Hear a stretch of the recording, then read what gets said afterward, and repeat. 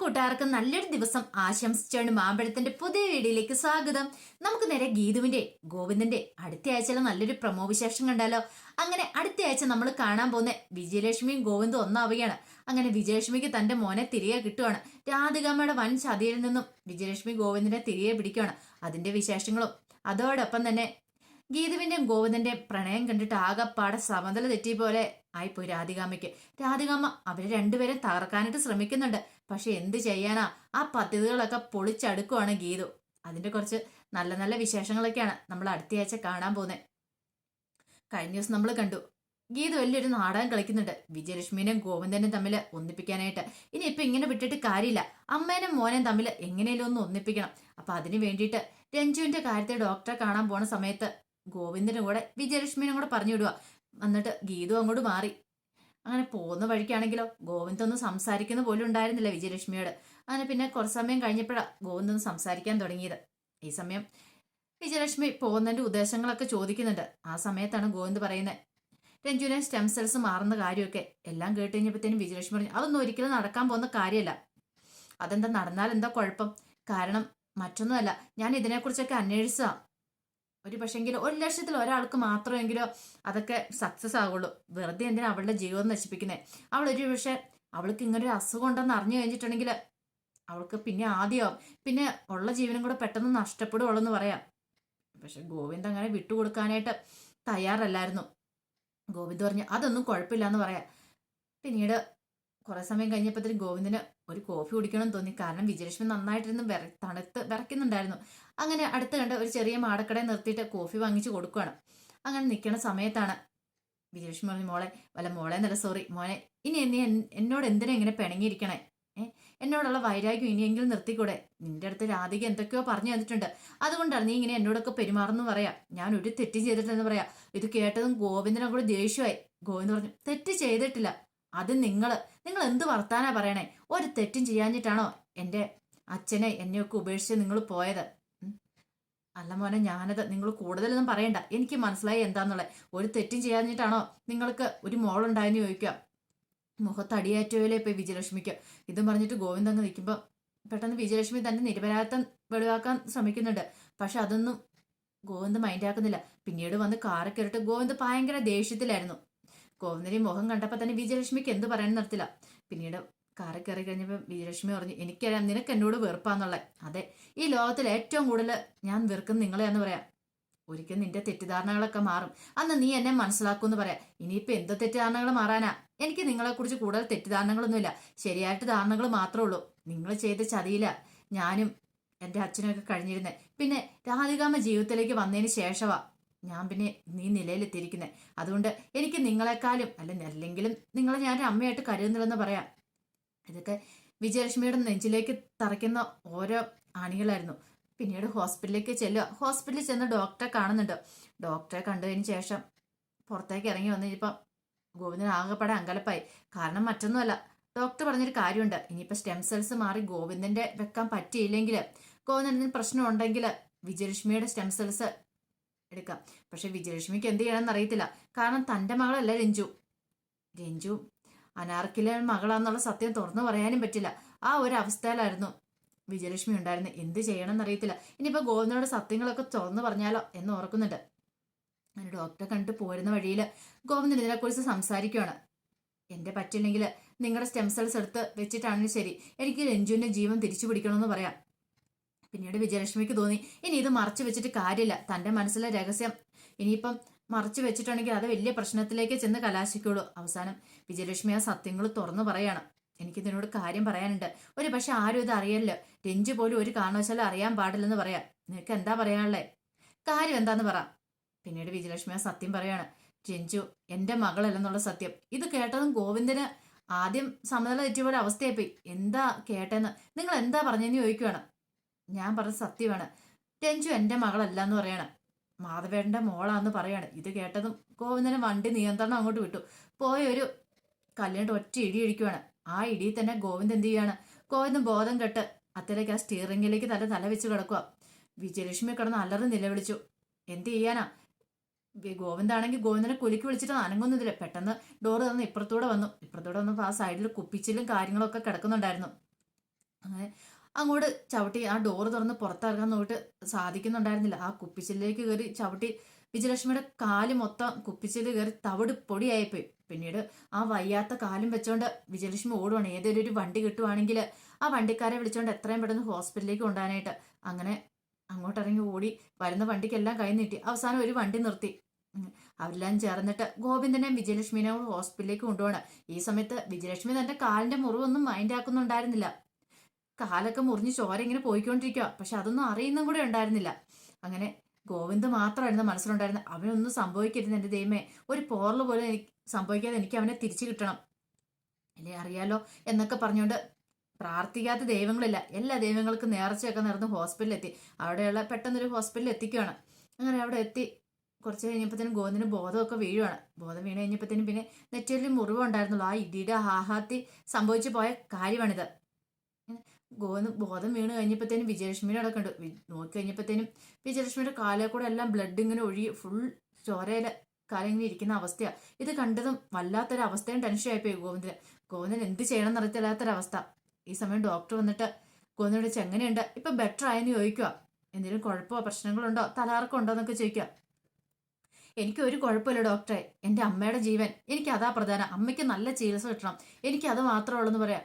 ഒരു നിമിഷം അവിടെ ഇരുന്ന് വിജയലക്ഷ്മി ഞെട്ടിത്തെറിച്ചു. അമ്മാന്ന്, കാരണം ഇതിനു മുമ്പ് നിങ്ങളെന്നൊക്കെ പറഞ്ഞിരിക്കുന്നേ, പക്ഷെ അമ്മയുടെ ജീവൻ അത് കേട്ടതും വിജയലക്ഷ്മിക്ക് എന്തെന്നില്ലാത്തൊരു സന്തോഷമാണ് ഫീൽ ചെയ്യുന്നത്. ഇത്രയും നാളത്തെ പോലെയല്ല. അങ്ങനെ വിജയലക്ഷ്മിയുടെ കാലൊക്കെ ഡ്രസ്സ് ചെയ്ത് പിന്നെ കുഴപ്പമില്ലാതെ അവര് വീട്ടിലേക്ക് പോരും. ഈ സമയത്ത് വിജയലക്ഷ്മിക്ക് ഭയങ്കര ആദ്യമായിരുന്നു ഹോസ്പിറ്റലിലേക്ക് പോയ സമയത്തും എന്തായി എങ്ങനെയായെന്നൊക്കെ. അങ്ങനെ പോരുന്ന് തിരിച്ചു വരുന്ന വഴിക്ക് ഇങ്ങനെ വേദന ഉണ്ടോ എന്നൊക്കെ വിജയലക്ഷ്മിയോട് ചോദിക്കുക. എനിക്കിപ്പോ കുഴപ്പമൊന്നുമില്ല മോനെ എന്ന് പറയണം. ഗോവിന്ദന് അവരുടെ നിരപരാധിത്വം ഒക്കെ മനസ്സിലാവുകയാണ്. പിന്നീട് ഗോവിന്ദ് വിജയലക്ഷ്മിനെ കൊണ്ട് വീട്ടിൽ കൊണ്ടേ വിടുക. ഈ സമയത്തൊന്നും ഗീതനോട് വിളിച്ച് പറഞ്ഞില്ല ആക്സിഡന്റ് ആയ കാര്യമൊന്നും. കാരണം ഒരു പക്ഷെ അത് അറിഞ്ഞിട്ടുണ്ടെങ്കിൽ അത് മതി, അവൾക്ക് വല്ലാത്ത ടെൻഷൻ ആവാനെന്ന് അറിയായിരുന്നു. അങ്ങനെ വീട്ടിൽ ചെന്നപ്പോഴത്തേന് രഞ്ജു ഓടി ഇറങ്ങി വരുവാണ്. രഞ്ജു അമ്മയുടെ കാലും ഗോവിന്ദന്റെ ഈ നെറ്റിയിൽ കണിഞ്ഞപ്പോൾ ആപ്പാടെ അന്താളിപ്പായിരുന്നു. കാര്യങ്ങളൊക്കെ ചോദിച്ചു കഴിഞ്ഞപ്പോൾ ഒരു ആക്സിഡന്റ് ആയതാന്നൊക്കെ പറയാണ്. രഞ്ജുവിനും വല്ലാത്ത വിഷമമായി. പിന്നീട് പക്ഷെ രഞ്ജുവിനൊരു സമാധാനം, ഗോവിന്ദാണ് ഭയങ്കര സോഫ്റ്റ് ആയിട്ടാണ് അമ്മയോട് ഇടപെടുന്നത്. മുമ്പത്തെ പോലെയല്ല. മുമ്പെന്ന് പറഞ്ഞിട്ടുണ്ടെങ്കിൽ കടിച്ച് കീറാൻ പാത്തിനായിരുന്നു. എന്തായാലും പറഞ്ഞിട്ടുണ്ടെങ്കിൽ വെട്ടുപോത്തിനപ്പോൾ ഇങ്ങനെ നോക്കുന്നുണ്ടായിരുന്നുള്ളൂ. പക്ഷെ ഇപ്പോഴങ്ങനെയൊന്നല്ല. പോകാൻ നേരത്ത് അന്നാ ഞാൻ പോട്ടെ അമ്മയെന്നൊക്കെ പറഞ്ഞ് യാത്ര പറഞ്ഞിട്ടാ പോകുന്നത്. എന്തോ ഒരു അത്ഭുതം സംഭവിച്ചിട്ടുണ്ടെന്ന് രഞ്ജുവിന് മനസ്സിലായി. പക്ഷെ അതെന്താന്ന് മാത്രം രഞ്ജുവിന് അറിയില്ല. പിന്നെ കൂടുതൽ കാര്യങ്ങളൊന്നും വിജയലക്ഷ്മി പറഞ്ഞില്ല, രഞ്ജുവിന്റെ അമ്മ ആരാന്നുള്ള സത്യങ്ങളൊക്കെ. കാരണം അതിനു മുമ്പ് തന്നെ ഗോവിന്ദ് വീണ് പോയായിരുന്നല്ലോ. പിന്നീട് ഗോവിന്ദ് വീട്ടിലേക്ക് വരുവാണ്. വീട്ടിലേക്ക് വരുന്ന സമയത്താണ് എല്ലാവരും ഇത് കാണുന്നത്. രാധികാമ്മ ഓടി വന്നിട്ട് മോനെ കണ്ണായത് എന്ത് പറ്റിയെന്ന് ചോദിക്ക് കെട്ടിപ്പിടിക്കുക. അമ്മ ഒന്നുമില്ല, ഒരു ചെറിയൊരു ആക്സിഡന്റ് അത്ര മാത്രമേ ഉള്ളെന്ന് പറയാണ്. പക്ഷേങ്കിൽ ഗീതുവിന് സഹിക്കാൻ പറ്റുന്ന കാര്യമായിരുന്നില്ല. ഗീതുവിനാണ് ഏറ്റവും വിഷമം. താനാണല്ലോ ഇങ്ങനെ പറഞ്ഞു വിട്ടത്. അങ്ങോട്ട് രണ്ടുപേരും കൂടെ പറഞ്ഞു വിട്ടെ, താൻ കാരണം ഇങ്ങനെ സംഭവിച്ചെന്നൊരു ടെൻഷൻ കുറ്റബോധം ഗീതുവിന്റെ മനസ്സിലുണ്ടായിരുന്നു. പിന്നീട് ഗീത അത് വേദന ഉണ്ടോന്നൊക്കെ ചോദിക്കുകയെ കുഴപ്പമൊന്നും എന്ന് പറയണം. എന്നാലും ഒരു വാക്ക് എന്നോടൊന്ന് വിളിച്ചു പറയാൻ വരായിരുന്നു. വെറുതെ എന്തിനാ നിന്നെയും കൂടെ നിന്നോടും കൂടെ ഇനി പറഞ്ഞ് ടെൻഷൻ എടുപ്പിക്കുന്നത്, അതുകൊണ്ടാണ് ഞാൻ പറയാതിരുന്നെന്ന് പറയാം. ഈ സമയം ഗീത പറഞ്ഞു സോറി കേട്ടോ, ഞാൻ അങ്ങനെയൊന്നും വിചാരിച്ചില്ലെന്ന് പറയാണ്. പക്ഷേങ്കിൽ ഗീതു ഒരു കാര്യം കണ്ടു, ഗോവിന്ദന് ഭയങ്കര ഒരു മാറ്റം കണ്ടു. പിന്നീട് വിജയലക്ഷ്മിനെ കുറിച്ച് അമ്മയ്ക്ക് എന്ത് സംഭവിച്ചെന്നൊക്കെ ചോദിച്ചു കഴിഞ്ഞപ്പോൾ അമ്മേനെ കുറിച്ചെല്ലാം പറയുകയാണ്. ഇതെല്ലാം കേട്ട് കഴിയുമ്പോൾ ഗീതിന് വല്ലാത്ത ടെൻഷനായി. അമ്മയുടെ കാലും വെച്ച് അമ്മ അതൊക്കെ ഓർക്കുമ്പോൾ സഹിക്കാൻ പറ്റുന്നുണ്ടായിരുന്നില്ല. പക്ഷേ എങ്കിൽ ഗോവിന്ദന്റെ സംസാരത്തിൽ ചില പന്തികേടുകളൊക്കെ ഗീതുവിന് തോന്നി. കാരണം മുമ്പത്തെ പോലെയല്ല, ഭയങ്കര സോഫ്റ്റ് ആയിട്ടാണ് വിജയലക്ഷ്മി അമ്മേനെ കുറിച്ച് പറയുമ്പോൾ ഗോവിന്ദ് പറയണേ അമ്മയ്ക്ക് കുഴപ്പമൊന്നുമില്ല എന്നൊക്കെ. ഇത് കേട്ടപ്പോൾ ഗീതുവിന് മനസ്സിലായി എന്തോ പോയ വഴിക്ക് സംഭവിച്ചിട്ടുണ്ട്, മഞ്ഞുരുകാനായിട്ടുള്ള കാരണമായിട്ടുണ്ട്. എന്താണെന്ന് മാത്രം അറിയത്തില്ല, അതിന് തക്കതായി എന്തോ ഒരു കാര്യം സംഭവിച്ചിട്ടുണ്ടെന്ന് മനസ്സിലായി.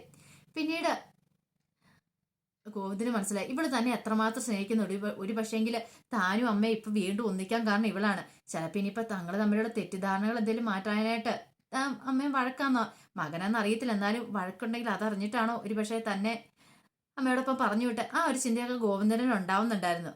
അങ്ങനെ ഗോവിന്ദന് മനസ്സിലായി താൻ ഇവിടെ എത്രമാത്രം സ്നേഹിക്കുന്നുണ്ട്, ഇനി ഇവിടെ അകറ്റി നിർത്താൻ പറ്റില്ല, തന്റെ പ്രണയം ഇവളോട് തുറന്നു പറയണമെന്ന് ഗോവിന്ദ് മനസ്സിൽ കരുതുകയാണ്. അങ്ങനെ ഗീതുവിന്റെ ഇടയ്ക്കിടയ്ക്ക് ഗോവിന്ദ് വാച്ച് ചെയ്യാനായിട്ട് തുടങ്ങി. ഈ സമയം അയ്യപ്പേട്ടൻ വന്ന് ഗോവിന്ദനെ കാണുകയാണ്. കുഞ്ഞിങ്ങോട് വന്നേന്ന് പറഞ്ഞ് വിളിച്ചോണ്ട് പോവാണ്. അങ്ങനെ വിളിച്ചോണ്ട് പോയിട്ട് കുറച്ച് കാര്യങ്ങളൊക്കെ സംസാരിക്കുകയാണ്. ഇനിയും കുഞ്ഞിങ്ങനെ വെച്ചോണ്ടിട്ട് കാര്യമില്ല, എത്രയും പെട്ടെന്ന് കുഞ്ഞിന്റെ മനസ്സുള്ള കാര്യങ്ങളൊക്കെ തുറന്നു പറയണമെന്ന് പറയാം. അല്ല ഇപ്പേട്ടാ, ഞാൻ എങ്ങനെയാ അതൊക്കെ പറയണേ? എങ്ങനെയാ പറയണേ? ഇനി ഞാൻ പഠിപ്പിച്ചു തരണോ? ഉം, അറിയാലോ. ഇനി ഇപ്പൊ എന്തിനാ താമസിപ്പിക്കുന്നത്? ഗീതക്കുഞ്ഞിന്റെ മനസ്സിൽ ഇപ്പം കുഞ്ഞു മാത്രമേ ഉള്ളൂ, വേറെ ആരുമില്ല. അതുകൊണ്ട് ധൈര്യമായിട്ട് ഇപ്പം പ്രണയം തുറന്നു പറയാന്ന് പറയാം. പക്ഷെ ഗോവിന്ദനൊരു മടി. അത് കുഞ്ഞൊരു കാര്യം ചെയ്യും, നിങ്ങൾ രണ്ടുപേരും കൂടി യാത്ര പോകും. അങ്ങനെ ഒരു യാത്ര പോവാണെങ്കിൽ ഒരു നല്ല ആംബിയൻസ് ആയിരിക്കും. കാരണം രണ്ടുപേരും കൂടെ പോകുന്ന സമയത്ത് നിങ്ങളുടേതായ മാത്രമൊരു ലോകം, നിങ്ങളുടെ മനസ്സ് തുറക്കാനും നിങ്ങൾക്ക് പറ്റും. അത് നല്ല കാര്യമുള്ളതെന്ന് ഗോവിന്ദന് തോന്നി. പക്ഷേങ്കിൽ ഇനി അത് അധികം വെച്ച് താമസിപ്പിക്കില്ലെന്ന് പറയാം. ഇന്ന് രാത്രി തന്നെ പോകാൻ പറ്റുമെങ്കിൽ അത് ഏറ്റവും നല്ലതെന്ന് പറയും. രാത്രി പോയാൽ ശരിയാകത്തില്ല. അതെന്താ അങ്ങനെ? ഒന്നുമില്ലാന്ന് പറയണം. എന്തിനാ കുഞ്ഞെ താമസിപ്പിക്കുന്നേ? രാത്രി പോകാൻ പറ്റുമെങ്കിൽ രാത്രി പോകാൻ പറയണം. പിന്നെ ഗോവിന്ദ് ആലോചിച്ചു, ശരിയാണ്, രാത്രി പോകാൻ ഗീതുവിനായിട്ട് പോവാണെങ്കിൽ നല്ല കാര്യമുള്ളതെന്ന് അങ്ങനെ ഓർക്കുന്നുണ്ട്. പിന്നീട് അയ്യപ്പേട്ടൻ കൂടെ പോയി കഴിയുമ്പോൾ ഗോവിന്ദ് പ്രാർത്ഥിക്കുക, എൻ്റെ ഗണപതി ഭഗവാനെ കാത്തോണേ, ഞാൻ യാത്ര പോകാം ഗീതുവിനെ കൊണ്ട്. അങ്ങനെയെങ്കിലും മനസ്സൊന്ന് തുറക്കാൻ പറ്റുമെങ്കിൽ നല്ല കാര്യമായിരുന്നു. പിന്നീട് മുറിയിലേക്ക് വന്നിട്ട് ഗീതുവിനോട് ഇതിനെക്കുറിച്ച് സംസാരിക്കുക. നമുക്കൊരു യാത്ര പോയാലും ചോദിക്കുക. ഈ രാത്രിയിലോ? അതിനെന്താ കുഴപ്പം? രാത്രി യാത്ര പോയാൽ എന്തെങ്കിലും കുഴപ്പമുണ്ടെന്ന് ചോദിക്കുക. അല്ല കണ്ണേട്ട, അത് ഒരു കുഴപ്പമില്ല. നിനക്ക് എൻ്റെ കൂടെ വരാൻ ഇഷ്ടമാണോ? വരാനൊക്കെ ഇഷ്ടമെന്ന് പറയണം. പിന്നീട് ഗോവിന്ദ് റെഡിയായിട്ട് രാധികാമ്മയോട് പറയണല്ലോ പോകുന്നതിനെ കുറിച്ച്. അങ്ങനെ രാധികാമ്മയുടെ അടുത്തേക്ക് ചെല്ലുവാണ്. രാധിക വിളിച്ച്, എന്താ കണ്ണ, എന്താ കാര്യം എന്ന് ചോദിക്കണം. അല്ലമ്മ, ഞങ്ങളെ ഈ യാത്ര പോവാന്ന്. യാത്ര? അത് ഈ രാത്രിക്ക് നിങ്ങൾ രണ്ടും എങ്ങോട്ടാ പോന്നെ? അല്ല, ഞാനും ഗീതവും കൂടെ. നിനക്ക് എന്താ ഭ്രാന്ത് പിടിച്ചാ കണ്ണ? ഈ രാത്രി സമയത്ത് പോകാൻ കൊള്ളുന്നാണെന്ന് ചോദിക്കുക. അതും അവളെയും കൊണ്ട്. അതിനിപ്പോ എന്താമേ? ഒരു കുഴപ്പമില്ല, ഞങ്ങൾ പോയിട്ട് വരാം. ചിലപ്പോൾ ഒരു ദിവസം, ചിലപ്പോൾ 2 ദിവസമൊക്കെ താമസിച്ചിട്ടേ വരുള്ളായിരിക്കും എന്ന് പറയാം. ഇത് കേട്ടതും രാധികാമ്മയിൽ ഒരു ഞെട്ടലുണ്ടായി. എന്നാ ശരി, ഞാൻ പോയി ഡ്രസ്സൊക്കെ ചേഞ്ച് ചെയ്യട്ടെ എന്ന് ഓർത്തോണ്ട് പറഞ്ഞിട്ട് ഗോവിന്ദ് അങ്ങോട്ട് പോവാണ്. ഈ സമയം രാധികാമ്മ ഓർത്ത് മനസ്സിൽ കരുതി, ഇത് ശരിയാവത്തില്ല. ഇവര് രണ്ടുപേരും കൂടെ ഈ സമയത്ത് യാത്ര വിട്ടതിന് ശരിയാകത്തില്ല. കൂടുതൽ ഇവരെ അടുത്തോണ്ടിരിക്കുക. എങ്ങനെ ഇവരുടെ യാത്ര മുടക്കിയേ പറ്റുള്ളൂ? എന്താ ചെയ്യണ്ടേ? എന്തെങ്കിലും ഒരു പോംവഴി കണ്ടെത്തണം. എത്രയും പെട്ടെന്ന് ചെയ്യേണ്ട കാര്യമാണ്. ഒരു പക്ഷെ തനിക്ക് എന്തെങ്കിലും അസുഖമെന്ന് പറഞ്ഞിട്ടുണ്ടെങ്കിൽ കണ്ണൻ പിന്നെ പോകത്തില്ല. കണ്ണൻ ഇവിടെ തന്നെ നിൽക്കുള്ളൂ. ഈ യാത്ര ക്യാൻസൽ ആവുകയും ചെയ്യും. പിന്നെ കുഴപ്പമൊന്നും ഇല്ലാതെ അങ്ങനെ ഒരു വമ്പിച്ച പ്ലാൻ തന്നെ രാധികാമ്മ തയ്യാറാക്കണം. കുറച്ചു നേരം കഴിഞ്ഞപ്പോഴത്തേനും രാധികാമ്മ, അയ്യോ പൊത്തോ, എൻ്റെ നെഞ്ച് കിടന്ന് പൊട്ടിപ്പോണേന്ന് പറഞ്ഞ് അലറി നിലവിളിക്കും അവിടെ കിടന്ന്. ഇത് കേട്ടോണ്ടാണ് കാഞ്ചന ഇങ്ങോട്ടെ, എന്താ മാമി, എന്ത് പറ്റിയെന്ന് ചോദിക്കണം. എൻ്റെ നെഞ്ച് പൊട്ടിപ്പോവാ, ഞാനിപ്പോൾ മരിച്ചു പോവേന്ന് പറഞ്ഞ അലറി വിളിക്കുക. അയ്യോ, മാമിക്ക് നെഞ്ചുവേന അറ്റാക്കിന് ലക്ഷമാണെന്ന് തോന്നേ. ഓടിപ്പോയി വരുണിനെ ദേഹനെയൊക്കെ വിളിച്ചോണ്ടിരിക്കുകയാണ്. ദേഹപ്പാപ്പ ഓടിപ്പോയി ഇങ്ങോട്ട്. അതെ, ഗോതമ്പ രാധികാമമ്മി മരിക്കാൻ തുടങ്ങുമെന്നെ. മരിക്കാൻ തുടങ്ങുമോ? എന്താ കാര്യം? ഇങ്ങോട്ട് വാ. അവിടെ കിടന്ന് അലറി നിലവിളിക്ക് ഓടി വരാൻ പറയണ. അങ്ങനെ അവർ ഓടി വന്ന് നോക്കുമ്പോഴത്തേനും നെഞ്ചത്ത് കൈവച്ച് കിടന്ന് കരയുന്ന രാധികാമ്മനെ കാണുന്നേ. ഈ സമയത്ത് അലറിക്കടിച്ചതിന് നിലവിളിയെല്ലാം കേട്ടു ഗീതു അങ്ങോട്ട് ഓടി വന്ന് കഴിഞ്ഞപ്പോഴത്തേനും ഇങ്ങനെ നെഞ്ചത്തടിച്ച് നിലവിളിച്ച് കിടക്കുന്ന രാധികാമ്മനെ കാണുന്നേ. ഇത് കണ്ടപ്പോൾ ഗീതു ഒന്ന് ശ്രദ്ധിച്ചു. വേദന ഉണ്ടെങ്കിൽ ഇങ്ങനെയല്ല. പക്ഷെ ഇതല്ല, ഇത് അഭിനയമാണെന്ന് തോന്നേ. ഒരു പക്ഷെ ഞങ്ങൾ രണ്ടും കൂടെ പുറത്തു പോവാന്ന് പറഞ്ഞിട്ടാണോ? ഒരു യാത്ര പ്ലാൻ ചെയ്യാന്ന് അറിഞ്ഞിട്ടാണോ? ഒരു പക്ഷെ അതായിരിക്കും ഇതിന്റെ മെയിൻ കാരണം. അതെങ്ങനെയാണല്ലോ, പണ്ട് മുതലുള്ള രീതിയാണല്ലോ. മക്കളെങ്ങോട്ടല്ലേ പോകുന്നതെന്ന് പറഞ്ഞു കഴിയുമ്പോഴത്തേന് അമ്മായിമ്മയ്ക്ക് ചെറിയൊരു ഇളക്കം. ഇവിടെ അതാ സംഭവിച്ചതെന്ന് എനിക്ക് തോന്നുന്നത്. അങ്ങനെയാണ് ഇവർക്കൊട്ടൊരു മരുന്ന് കൊടുത്തിട്ടാണ്. ഇവിടെ സത്യമാണോ കള്ളത്തരാണോ ഇപ്പൊ തന്നെ കണ്ടെത്താൻ പറ്റും. ഇവരുടെ നെഞ്ചുവേദന ഇന്നത്തോടു കൂടി തീർത്തു കൊടുത്തേക്കാം. പിന്നീട് ഗീതു എന്ത് വേണം? അങ്ങ് കയറി ഇരുന്നിട്ട്, അയ്യോ ആദ്യം നമ്മൾ ഫസ്റ്റ് എയ്ഡാ കൊടുക്കണ്ടേ, അല്ലാതെ നമ്മൾ ഡോക്ടറെ കാണാൻ പോയിട്ട് കാര്യമില്ലെന്ന് പറയാം. ഇതിയുടെ രേഖ പറഞ്ഞ് ഫസ്റ്റ് എയ്ഡോ? അതെ അതെ. പെട്ടെന്ന് അങ്ങോട്ട് കയറി അങ്ങ് ഇരുന്ന് രാധികാമ്മയുടെ മേത്തേക്ക് കയറി ഇരുന്നിട്ട് ആ നെഞ്ചത്തേക്ക് ഞാൻ 2-3 ഇടിയൊക്കെ ഇടിക്കുകയാണ്. നന്നായിട്ട് അങ്ങോട്ട് പ്രസ് ചെയ്യണം. രാധികാമ്മ അയ്യോ പൊത്തോന്ന് കിടന്ന് നിലവിളിക്കുക. ഈ സമയം കാഞ്ചന ചോദിച്ചു, ഇതെന്താ ഗീതപ്പാപ്പി കാണിക്കണേന്ന് ചോദിക്കണം. എന്താന്നോ, ഇത് ഫസ്റ്റ് എയ്ഡാ, ഇത് കൊടുക്കണം. ഇങ്ങനെ ചെയ്താൽ മാത്രമേ ജീവൻ രക്ഷിക്കാൻ പറ്റുള്ളൂ എന്ന് പറയണം.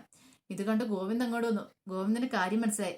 ഗോവിന്ദ് പറഞ്ഞു, മിക്കവാറും ഇന്ന് രാധികാമ്മയുടെ കാര്യത്തിൽ ഒരു തീരുമാനമാക്കുമെന്ന് തോന്നുന്നു ഗീതു. ഇതൊക്കെ കണ്ടിട്ട് ഗോവിന്ദിന് ഏകദേശം രാധികാമ്മയുടെ സ്വഭാവമൊക്കെ മനസ്സിലായി വരുന്നുണ്ടായിരുന്നു. മിക്കവാറും ഇന്നത്തോടു കൂടി തീരുമാനമാകും.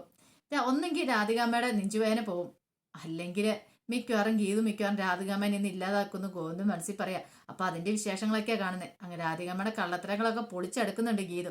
അപ്പൊ ഇനി ഓരോ ദിവസം നമ്മൾ കാണുന്ന ഓരോ നല്ല അത്യഗ്രഹം വിശേഷങ്ങളായിരിക്കും കേട്ടോ.